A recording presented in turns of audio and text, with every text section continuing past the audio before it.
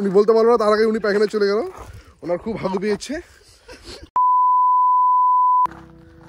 তো বেঙ্গলের প্রথম বর্ডার ক্রস হয়ে গেছে, সেখানে শুধু ড্রাইভিং লাইসেন্স লাগছে, আর কিচ্ছু না। এখন সামনে ভোটার আইডি কার্ড লাগবে। এই যে পিছনে পাহাড়, একদম পুরো ক্রিস্টাল ক্লিয়ার দেখা যাচ্ছে পাহাড় আজকে। চলো ভুটানের রাস্তা দেখাচ্ছি।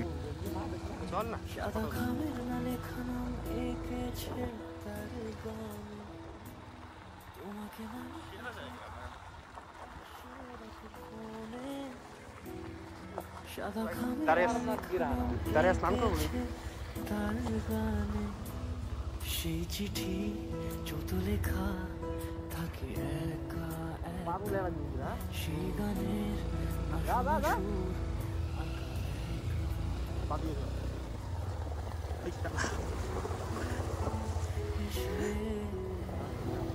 চলো ভুটানের রাস্তা দেখাচ্ছি।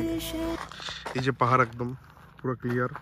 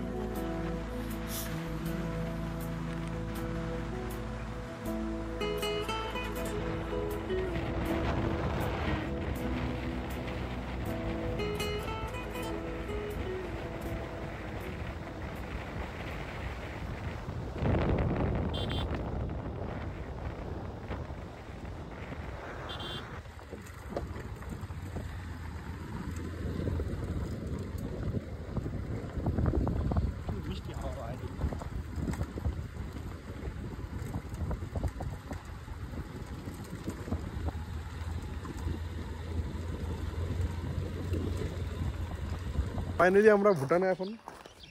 মাস্টার জায়গাটার নাম কি? হ্যাঁ, ল্যামই জিংঘা। তো আমরা এখন নদীর পাড়ে যাবো। ভুটানে একদম খুব সস্তায় বিয়ার। সামনে পিছনে ভিউ ভাই, সত্যি ভিউ একদম শান্ত শিষ্ট একটা পরিবেশ, মাইন্ড ফ্রেশ করার মতো একটা জায়গা ভাই। ভিউ দেখো, ভিউ। হ্যাঁ হ্যাঁ, এই যে আমার সাথী। শেষ ভাই, আমরা এখন যাচ্ছি আমাদের বাড়ির দিকে। এখন আমরা গিয়ে তেল ভরবো। আমরা ফরেনার, এখন আমরা দেশের বাইরে আসছি। এই নিয়ে আমি 3 বার দেশের বাইরে গেলাম। আমার ইন্ডিয়ার বাইরে গেলাম আমি 3 বার।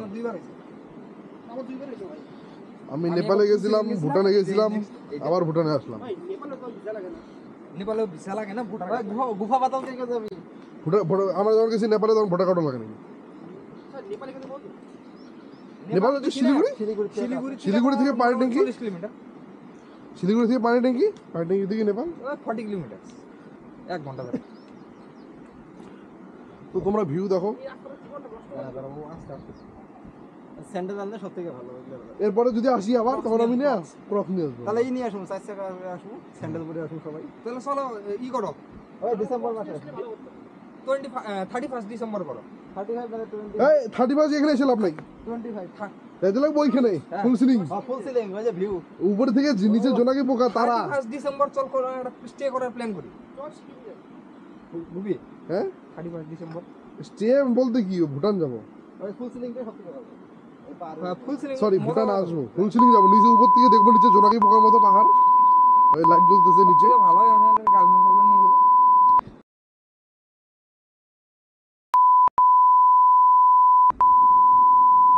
ইন বিগ মাইক আছে না ওর মতো, লাগালাগির কথা কইতেছ।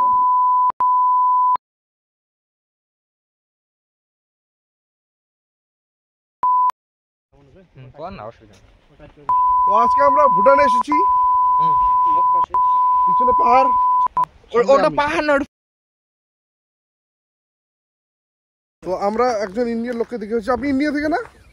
হ্যাঁ, ইন্ডিয়ার কোথায় বাড়ি আপনার? কুমারগ্রাম। এখানে কি কতদিন থেকে কাজ করছেন? কি কাজ এইগুলোই? ও ফার্নিচার। ভুটানে তো ফার্নিচারের দাম কম মনে হয়। এখানে বেশি, এত গাছ তাও বেশি দাম। ও আচ্ছা আচ্ছা আচ্ছা। এখান থেকে যদি ইন্ডিয়াতে আমরা নিয়ে যাই তাহলে কিভাবে নিয়ে যাবো? আচ্ছা ওইখানে এসে আছে তোমার কি বলে দোকান আছে, দোকানে কাগজপত্র দিয়ে দেবে।